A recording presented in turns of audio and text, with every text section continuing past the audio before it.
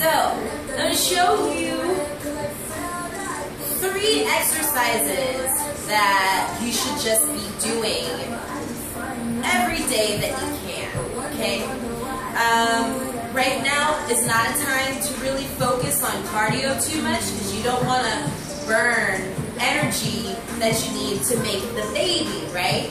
So the object of working out while you are pregnant has nothing to do about maintaining a physique.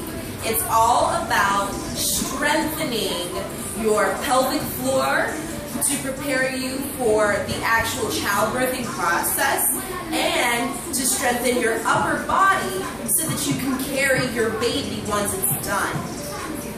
The more that you can work on this and maintain that in your body, you actually won't gain a lot of weight simply because putting on lean muscle will burn fat, okay? So don't want to try to exert a lot of energy, you just want to build the muscle gradually over time.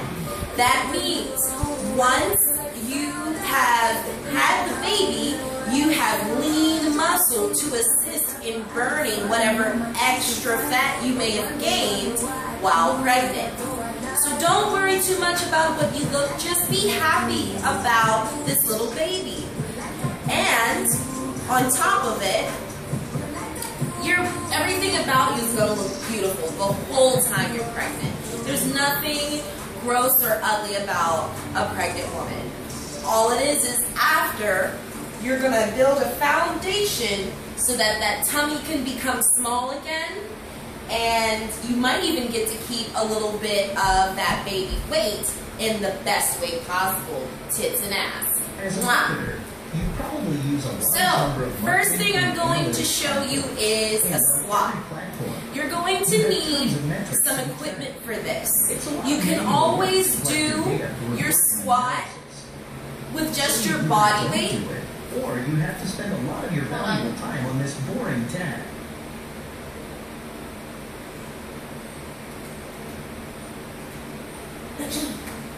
You can always do your squat with just your body weight, which is perfectly fine. However, as your belly begins to protrude, you're going to have to do things to protect yourself. So, I would recommend getting yourself a kettlebell. It doesn't have to be a set of kettlebells, and it doesn't have to be very heavy. I like 15 pounds because I'm just strong, but you can use an 8-pound kettlebell, or you can use a 10-pound. You can even use a 5. You'll also need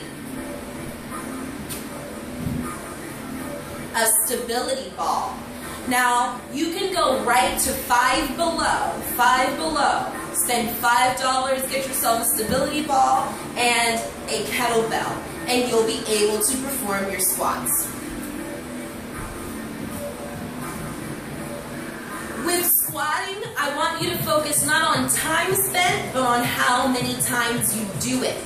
So, you want to do 4 sets of 8. 4 sets of 8. That means I'm going to hold the kettlebell, my feet are just outside hip width apart, and I'm not slouching. I'm actually pressing my chest open and pinching my shoulder blades together. And you're just going to sit in the chair and squeeze the buttocks forward at the top so you end up in that position again. So again, sit in the chair and press it up. Sit in the chair and press it up. Now, you're going to reduce how low you go as you get heavier, but honestly, you should be able to sit in the chair each and every single time throughout all the way to the end, because the goal is to squat and have the child that way. It's a lot easier. If you look at any type of birthing chair, if you're considering natural, but even if you have an epidural, you're going to have to feel where that pelvic floor is to push against it, and you don't feel it in a neutral position like this. You only feel it if you're sitting, okay? That rotation of the hips to press out. So that's why squats are super important. As we go down the line, I'm going to show you the modification with the stability ball. But for right now,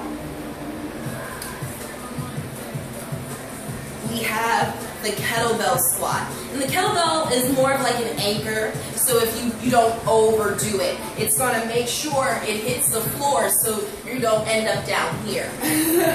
Keep room for the baby, just like that. And then as you get bigger, you'll end up holding it here. Arms nice and wide.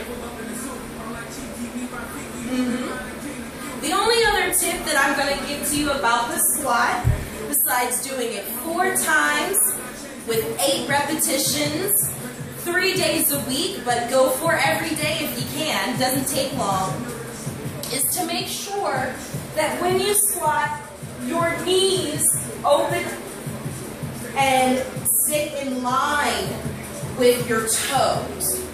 So when you bend down, I'll show it like this. When you bend down, you want this. One line. You don't want the knee to go over. If the knee goes over the toe, that means your heels are up. Keep the heel down. Keep it pressed down. And as you see, I'm barefoot. You don't need to get into any type of special outfit to do this, okay? Do it right at home. So that's the squat. This next exercise, I have to pause this.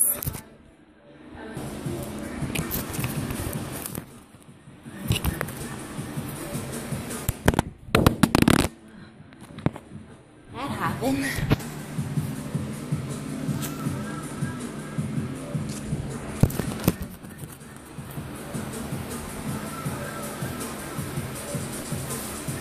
So this next exercise is about the upper body. And there's no easier way to do this than to do a push-up. So again, this is something you can do. Wow, it just keeps falling.